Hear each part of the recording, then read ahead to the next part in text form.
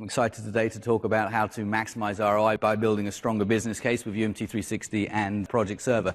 Quick one about UMT360. It's a leading enterprise portfolio management solution that basically helps you to digitalize your investment planning controls across your project, program, and other business and IT asset portfolios, providing the financial transparency and intelligence needed to improve investment decisions and drive top and bottom line performance. Now, UMT360 is the only enterprise portfolio management solution that is built on SharePoint, seamless integration with Project Server, helping you get more from your Microsoft platform investment and get a better PPM. Now, we like to call that PPM Plus. We're going to look at the first session today is the solution around building a better business case from our Project Financial Intelligence story, our PPM Plus financial intelligence. When you think about traditional PPM, it's not delivering the anticipated results. You can see pretty well-known, tried and tested stats coming from different industry analysts. They may not agree on the exact stats, but they all agree there is a problem. Standish Group, 18% of projects fail. 43% of projects are coming in late or over budget. Gartner, 1 out of 3 completed projects experience cost overruns. And the PMI talk about not realizing around 33% of the planned business value from your portfolio. Now, UMT's been working in the PPM space for a while now, and what we've seen is failure to adopt some enterprise portfolio management concepts can result in a 46% loss of the planned business value from your portfolios. And one of the primary reasons for that is, I think as PMOs, sometimes we don't think of projects as business investments, spend more time focused on the sort of tactical aspects of a project, the resource management, schedule management, etc., issues risk management, and that's still very important aspects to focus on. But if you view projects as business investments, you've got to up-level the importance of financials and financial management around your project portfolio. So what we like to see is organizations better integrating their financial management and their PPM best practices to better understand the economic impact of underperforming projects and proactively take corrective action. One of the challenges around integrating your financial management and PPM is normally the tool sets that are being used. Who here is using Excel at any point in the project's life cycle? It's a problem. It tends to be disconnected, error-prone, difficult to govern across the project life cycle. The ERP system always remains the system of record, right? But we shouldn't force the PPM teams to go and see all the project financial information in the ERP system. It provides the finance team the chart of accounts view that they need, but it doesn't provide the PPM teams with the comprehensive project and portfolio financial views that they need. And obviously traditional PPM tools, much like Microsoft Project Server, they're very strong at traditional PPM capabilities, but they lack sophistication to effectively manage project financials across the life cycle. So that's where UMT360 comes in.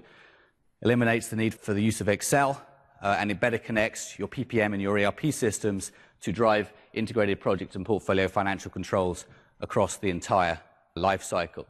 So when I think about UMT360's Project Financial Intelligence story, really helps you standardize your investment planning and governance controls across the life cycle. It helps you consolidate all requests, understand the financial contribution, evaluate them from different metrics like strategic fit, risk, etc., and select the best portfolio. Then, after the project's been approved, it provides the cost tracking and variance analysis capabilities you need. It even allows you, from a portfolio perspective, to constantly re-evaluate your portfolio, looking to maximize ROI and optimize the capital spend. The focus of today's session is on looking at how to build stronger business cases. So we're going to focus on the upfront estimating portion of the project's life cycle. What I'm going to do is start with the business case analysis. When we speak to our customers, it's always about reporting. So we're starting at the sort of enterprise level here. We're seeing a portfolio level dashboard, which commonly is used by sort of steering committees on a monthly or quarterly basis to see how they're investing across their portfolio. I can drill down into different departments as defined in the organization. These top widgets here are basically showing me how much I have from an organizational budget perspective. Here we've got $12 million. And we have a committed projects, so projects that are in execution, totaling $6 million. So we can see instantaneously that we have available budget to invest in other projects.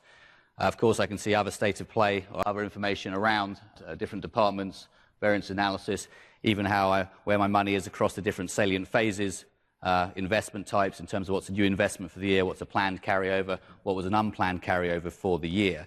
But what's interesting here, if we look at this second dial, it's basically saying that I have a pipeline set of projects, so pending projects for consideration, totaling $11 million. but of course my available budget is only $6 million. But when I look at the strategic yield for $6 million, I can get 89% of the value from that total wish list of projects. So that's a good buy for 50% of the budget. It's going to return 89% of the value. So let's look at that by drilling into the investment planning analysis. Here's just a list of the projects that are in a business case state or in a pending state. And if you see, they're sorted by their strategic yield. Strategic yield is a concept we use that takes strategic value and divides it by the cost of the project. You can think of that as a bang for the buck for each investment. And if by simply running down this list here, you'll see we run out of funds about here. So at this point, this is returning 89% of the value from the portfolio. Of course, there's other metrics we can bring in here and start pivoting and looking at them from a financial standpoint, from a risk standpoint, whatever metrics we're using. So you may want to drill down and take a look at some of the projects just above or just below the line. So this project innovation management framework is in, but just in. So let's drill down and learn some more information. So we're now looking at the business case summary for this particular project. We see the total cost, the total benefits broken out by CapEx, OpEx, some of the metrics that we're maintaining here, including the strategic yield, risk, and an overall score for the project. I can see, based on the business case, which lines of business are contributing or potentially going to fund this project. And I can drill down and look at things like payback periods, costs, cumulative cost over benefit, that. So from there, we can drill down to more of a familiar view that you guys will be used to. So we're going to go to the project record itself in Project Server. So you should be familiar with the workflow status page. The only thing that's probably different from the out-of-the-box Project Server view that you haven't seen is the workflow visualization that's coming from UMT360. We can see we're in the define stage. This is how we've configured this demo. This is where we expect a high-level business case to be completed for the project. So for out-of-the-box with Project Server, you get the project details, obviously the schedule if you need it at this stage, and the strategic impact, right? These are standard views you may be using today from Project Server. The rest of these views here are coming from UMT360. The first thing to note is the user experience is seamless, right? It feels like it's all Project Server out of the box, which is by design.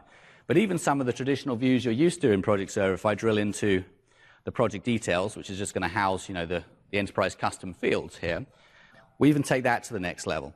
So if you look here, project departments, we've got operations selected and new investment type. But if I were to select a different department, notice a new field appears, right? So this is conditional logic and validation rules. So if I was to select not new investment, but this is an unplanned carryover, I have to add a justification. So very simple, small feature, but heavy hitting, right? It really takes the forms and takes them to the next level through conditional logic and validation rules. So a lot more flexibility in the out-of-the-box forms that Proj provides. So let's take a look at the cost estimate. So any good business case should include cost estimates and benefit estimates. With UMT360, you get to define any number of financial structures. Cost and benefit are the two most obvious and come out of the box. Here we see a financial structure that I've defined. Again, as an administrator, you can define any nodes to be included in this structure, broken out by CapEx, OpEx, and you can see the underlying nodes. Very easy to come in here and update information across the time phase view. There's complete governance control, so you can control the level of information the user should enter at any time. The user is being prompted here by quarter and at level 4 within the financial structure. But you could start at a high level of detail and work through. We always see in the projects the concept of financial amplification. You start high level, early in the business case. As you move later through the life cycle, more and more and more financial information is required. So I can come in and manually enter this. You may notice here that this triangle is next to the labor node. But basically that's saying that these particular nodes within the grid are being updated from a third-party source. The third-party source happens to be the resource management capabilities in Project Server. So if I have a resource plan housing resource information, if I have resources assigned to my web-based schedule or Project Pro, of course you can choose to dynamically update that from those values. We have full multi-currency capabilities across the platform. So in this simple example, we have three currencies defined. We provide tables to manage time phase currency rates, etc. So you can manage projects in different currencies throughout their life cycle.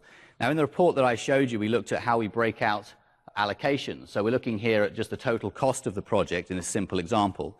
But if I click on this allocation view here, I can actually go to different funding sources, or what we call allocation centers, and select the appropriate ones. Now, there's two ways of doing this. This is a simple example, and we're doing it on a percentage allocation. So I'd come in here and say, okay, this is being funded by IT, finance, and operations. But again, the allocation centers are flexible. You can have it whichever way you like.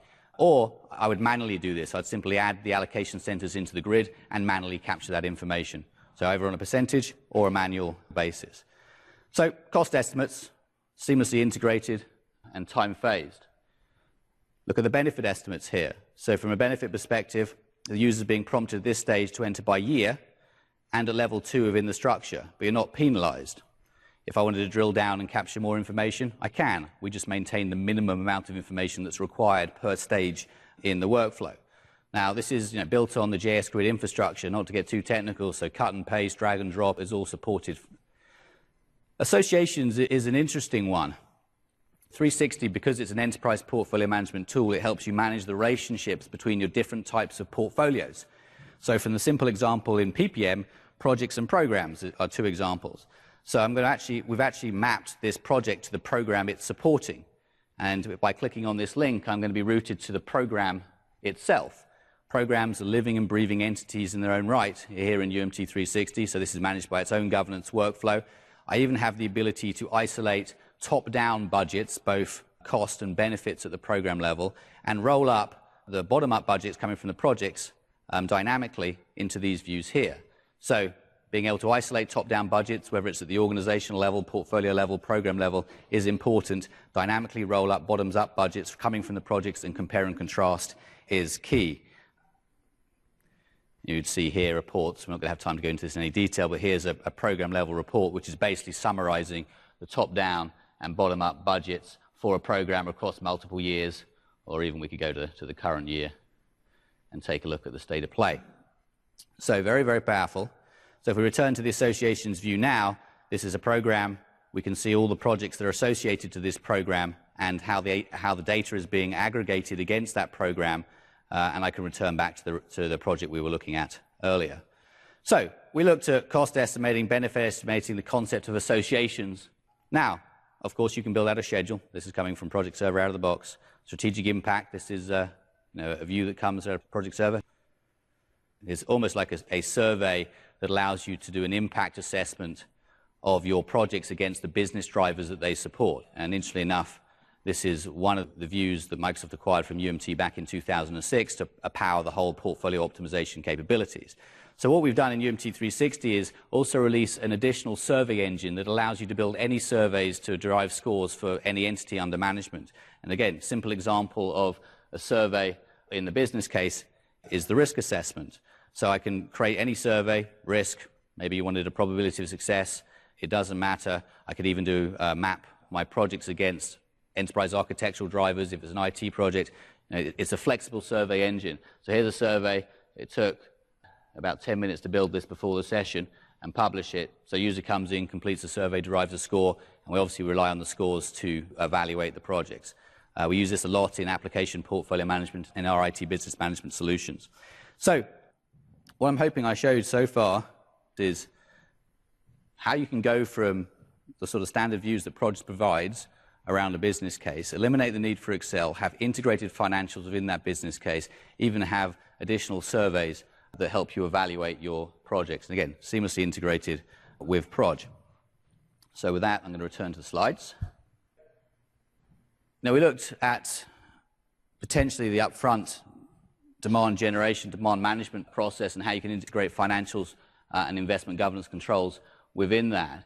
When we think about establishing a project financial intelligence across your PPM framework, we see customers taking a phased approach. And the phased approach normally starts with establishing that financial management foundation. What that means to me is basically standardizing your investment governance controls, standardizing your cost and benefit structures, and making sure that all the financial information is consolidated within your planning and execution tool. We want the PPM teams to have access to all that information. And that's when you can eliminate Excel, making life a little easier. When we move to the next stage, it's about line of business integration and the automation of management reports. So we have a data import module that allows you to integrate with SAP, Oracle Financials, or other mainstay ERP systems. And what we tend to find with many PMOs is at the end of the monthly reporting period, they dedicate a lot of time to having to build management reports, right? So having all that data in one place and a click of a button, then being able to automate those management reports saves a lot of time, means the PMO can spend more time analyzing the portfolio, taking corrective action, and less time, with the red tape and report building. Next, I won't go into this in detail, phase 3, it's about analyzing that portfolio to continuously optimize your spend across the execution year and maximize the portfolio value. And last but not least, establishing a benefits realization framework, which is fully supported in the tool here. So we allow you not to just use the business case once in the project's life cycle. We allow you to go beyond the life of the project and track if it realized the anticipated results. And what we find is, having established a PFI, or Project Financial Intelligence Foundation, on average, companies are getting 12% more ROI from their investment portfolios, which is and that's year over year, right? So that's significant. So UMT360, it's built on SharePoint, seamless integration with Project Server. It really does allow you to get a lot more value from your initial Microsoft investments. All the capabilities I showed you can be applied across what I call any storage object in SharePoint, so lists, sites, Project Server EPTs, and then with the relationship model, you can move information between them. Compatible with 2010 and 2013, and what I hope you saw is very familiar, easy to use for the end user, even for the administrator. If you're used to administering Project Server, it's not a steep learning curve either with UMT360.